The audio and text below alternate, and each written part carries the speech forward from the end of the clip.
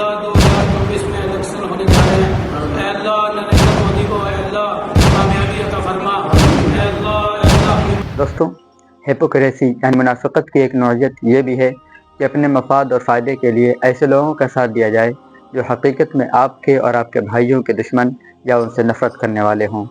تو prime minister Modi اور ان کی پارٹی بی جے پی کی مسلم منافرت کی کہانی ہر کسی کو معلوم ہے، مگر اس کے باوجود مسلم قوم میں کچھ ایسے لوگ موجود ہیں جو مودی کو اپنا ہیرو اور آئیڈیل مانتے ہیں۔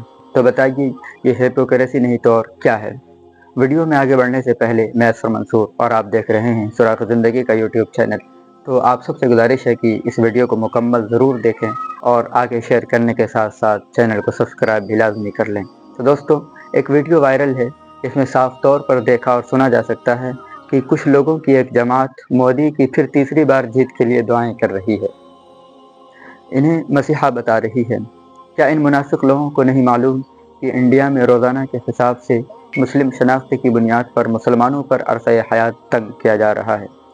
مسلم پرسنل لاز میں من مانی تبدیلی کی کوششیں ہو رہی ہیں، یکساں سول کوڈ کے نام سے ہندو کوڈ تھوپنے کی سازشیں ہو رہی ہیں، اور پھر یہ چند میر جعفر اور عبداللہ ابن ابی کی راہ پر چل رہے لوگ مودی کے لیے رو رو کر گڑ گڑا کر دعائیں مانگ رہے ہیں۔